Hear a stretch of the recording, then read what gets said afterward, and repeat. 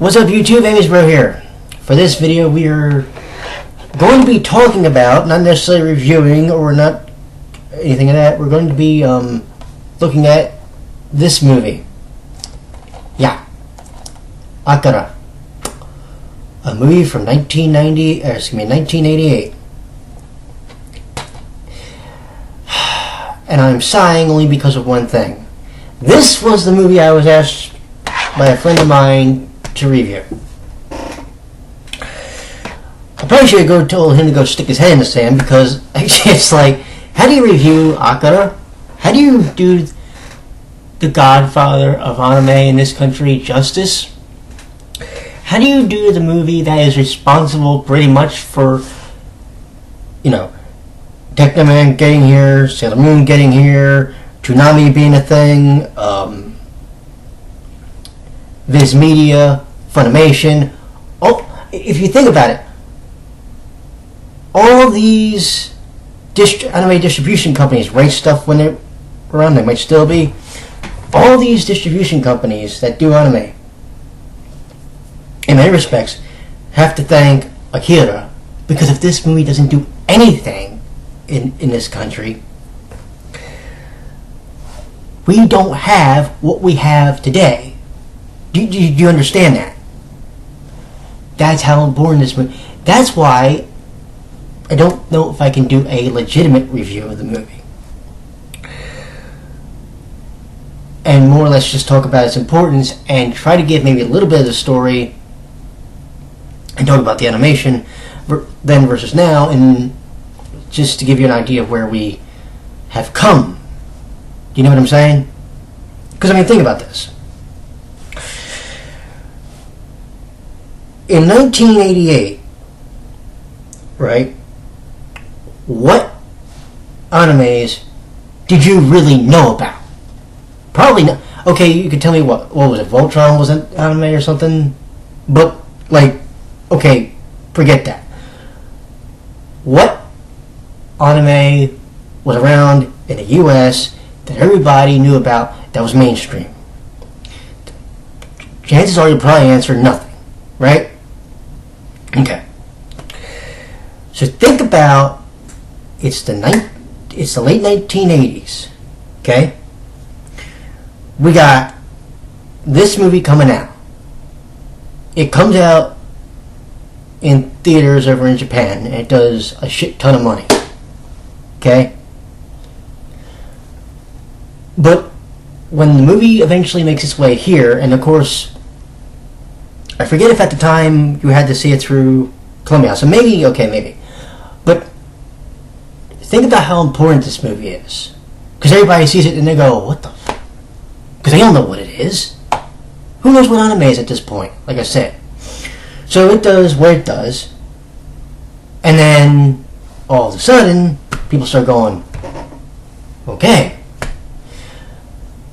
Years later, we know we get eventually Sailor Moon, we get, Techno Man, we get, the Toonami block, we get Adult Swim, which has anime in it, and eventually, like I said, we get all these different anime distributors, we get all these different streaming services that do anime now, and anime, which became this little niche genre that nobody really knew about, it blew up into something completely amazing. And nowadays you have people on Tumblr, you have people on Twitter, you have people on Facebook, you have people on YouTube like myself. We do reviews. There's people that, I also do live blogs. There's people that are just the fandoms. There's people that make fan pages devoted to anime. This is what happened, in many respects, because of one movie that probably nobody thought would do a fuck, to be perfectly honest. So do you understand, in many respects, its cultural significance? See, we can look at Sailor Moon, which has been around for over 20 years. Okay? We can look at that movie, or we can look at that series, and its movies, of course. But if we don't have if they don't have Akira to do anything worth a shit here, where's the Sailor Moons? Where's the Dragon Balls? Where's the Gundams? Over there and staying over there, and nobody's ever going to see them. You see? And nobody will probably give it a second chance.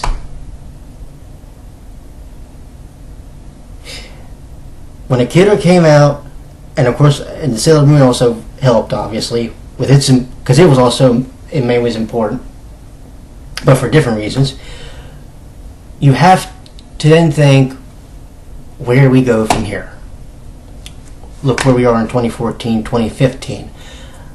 Like I said, you have Viz Media. They have their Neon Alley streaming service, which along with Hulu, shows the new Sailor Moon series. You have Funimation with its streaming service. You have Hulu. They show animes, obviously. They're licensed pretty much by Funimation. Netflix shows anime. Crunchyroll shows anime. You know, Nico Video, if you want to go there. There's so much that happened because of Akira, because of Sailor Moon, that it's just like, this is why I say I can't really do a review specifically of the movie. Let's talk a little bit about the movie, though. Okay, the storyline is in July 16th of 1988, which is when the movie is actually released. Well, the movie was released in 1988, I don't know the exact release date. But there's a big explosion that obliterates a good portion of Japan. So, when we get to the present day, you have a Tokyo that is completely fucked. Okay? And you have Kaneda, who's the gentleman on the bike here. His friend Tetsuo, part of a bike gang, and they're doing their thing. Well, while they're sending cops on a wild goose chase, Tetsuo gets abducted by an Esper and gets abducted by the military. This sets into play the story of Kaneda and his gang trying to get their friend back. Okay. The animation, we understand. This is a remaster from 2001. This is a 13-year-old DVD that I have in my possession. The animation does not even look like it's dated. The animation doesn't look like it's 13 years old, to be perfectly honest. The animation looks fucking brilliant. Still. Now think about that. Okay? Sailor Moon is over 20 years old. If I go out and watch an episode of Sailor Moon now, the original series, on the original DVDs, guess what? It's gonna look like shit. It just is. They're remastering it for Blu-ray, but I'm just saying, if you go to watch the actual DVDs, it looks like crap. The Sailor Moon series does. So I don't know what they're going to do with the new one, to be honest. But you're watching this, and you're realizing, anime wasn't always, cutesy beasties and magical girls. There was some shit that went on. That there's a scene where a couple guys are holding this woman, and they reach up and the one guy rips the woman's shirt off, and you see her, okay? And you also have the scenes where, the guys are getting shot and their blood's going everywhere, and guys are getting their limbs cut off, and,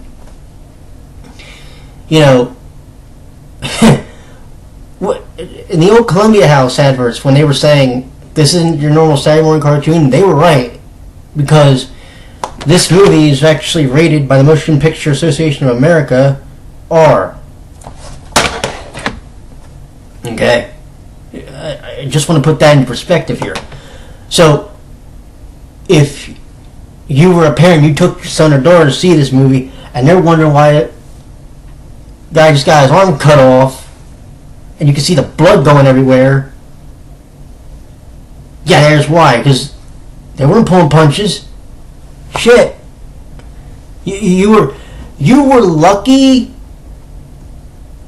if, you didn't see a tick, or you didn't see somebody getting shot, or somebody getting their body part cut off in the old days of anime.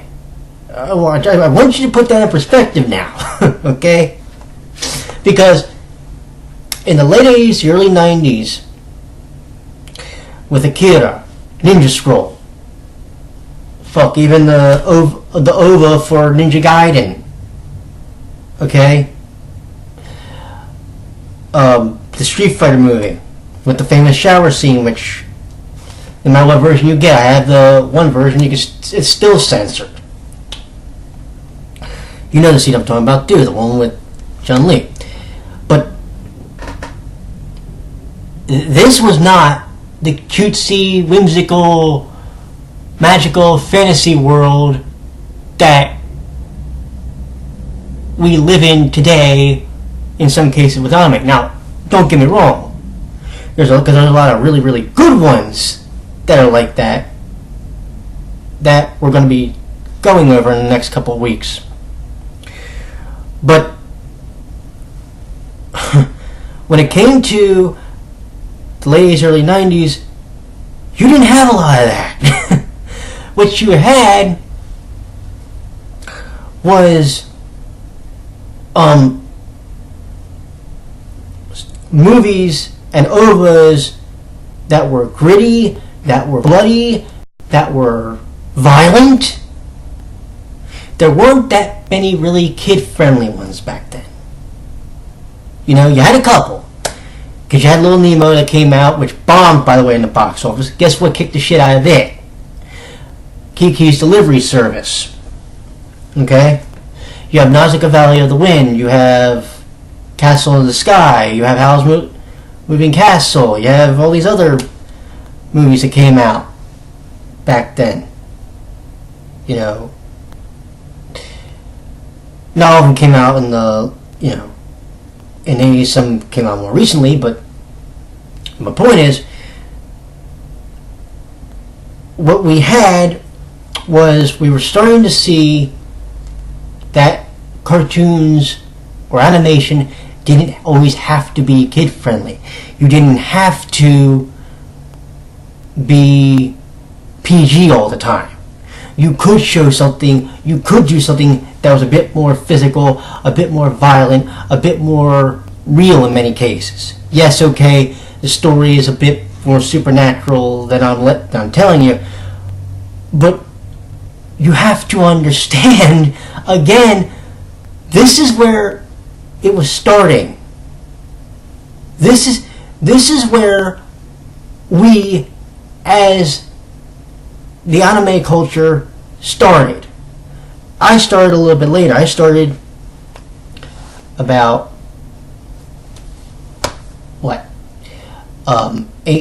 9 years later. But this is where, for a lot of people in North America, this is where we start.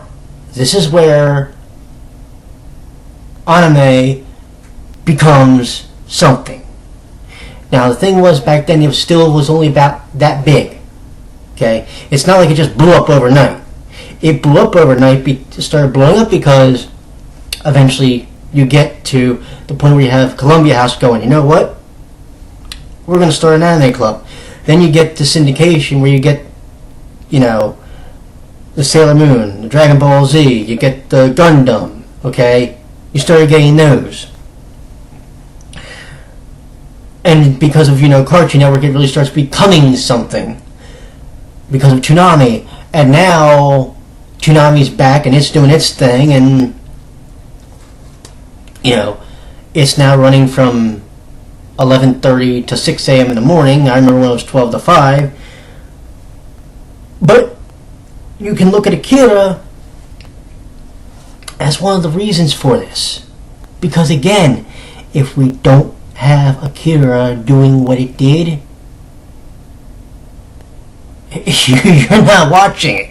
You're not watching Toonami, which had its own cultural significance, because think about it, it was the longest running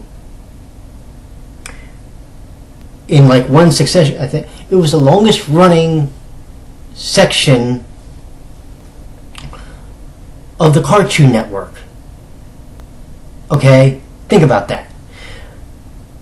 So when you're looking at that, you have to look back at Akira, because if you don't, and you wake up in like one of those things and you're just like, oh, well, anime was invented because Sailor Moon was successful, because Attack on Titan was successful, or Free, Toy Swim Club. No. How do you think you get to be able to see those? Because Funimation was created because the success of other series before it, or movies, such as, like I said, this one, Akira. And I know I said I was going to do a review of the movie, but I can't. But I think I'm doing the video this way. We're more or less talking right now about the cultural significance. That's the important thing. The significance of Akira, the significance of Sailor Moon, the significance of those things made anime what it is today. And and of course, like I said, I can't forget the Ninja Scrolls. When Daria came on VHS, They Were 11, which is an awesome movie. You should go check out if you can get it on DVD or VHS. These movies, okay, Ninja Scroll, like I mentioned, these movies, and also we can probably say Fist of the North Star and Street Fighter and da. But all these animes, all these older school animes that came up because of maybe Columbia House, or you saw them on TV, or when sci-fi. You can thank Akira, because think, did anybody really know what this we were looking at? Everybody probably thought when they saw Akira for the first time on television or on VHS, because somebody recorded it or bought it or something, they probably thought, oh, this is just another children's cartoon. Then they saw somebody get their arms sliced off and went, what the fuck is this? Then you watch Ninja Scroll for the first time, Ninja Scroll Resurrection, you're just going, holy shit, kids. But you get what I'm saying? And it's not just necessarily about the violence, it's about the way the story was told, it's the way the characters were dealt with. It was a way of bringing in the audience, and sort of in some ways at the time pushing the kids out a little bit, like, you might not want to see this. But then, of course, when Sailor Moon came out, we made that a bit more kid-friendly, because we had to at the time. It was that level. Do you understand? We are talking about a movie which wasn't just another animated feature that you saw in a theater. We are talking about a movie which had an impact, a cultural impact, on the way we started to look at the way we watch these things. And forget for 30 seconds, okay, what country this movie came from. Forget that. But just think about where you were the first time you ever heard that name. was the first time you stumbled across the movie? First time I ever heard the name Akira, I was watching television, and Columbia House was advertising they were doing some anime club. Me being the ignorant son of a bitch, I wasn't like, what the fuck is anime? I was the same way you guys were. Then I started watching Sailor Moon, then I started watching Gundam, then I started watching Saturday Celestial Legend, which I need to get finished at some point. But I was just as ignorant as most people were. Now, here it is, 2014. Look where I am. You know? I mean, I'm not saying I'm a big guy on YouTube, but I'm just saying I have enjoyed many years of this form of entertainment. And it's going to start ballooning into the J-drama franchise or genre. But again, this is all thanks to one goddamn movie. Right here. This movie, coupled with the Sailor Moon franchise here in North America, for a lot of people, is the way they were introduced to Japanese animation. And I think we all owe a debt of gratitude to Kaneda and his motorcycle, because if we didn't, him, Tetsuo, and company, if we didn't have this, we don't have what we have today with the Sailor Moon revival, with its new series coming out, with Crunchyroll, with Funimation, with Race Stuff, with Viz Media, with all these other companies. We don't have them. So do yourself a favor. If you have not seen Akira, this is the way I'm going to talk to you about the movie. If you have not seen it, you've done yourself the greatest injustice ever. If you dare call yourself an otaku and you've never seen this movie, do me a favor. I want you to go down.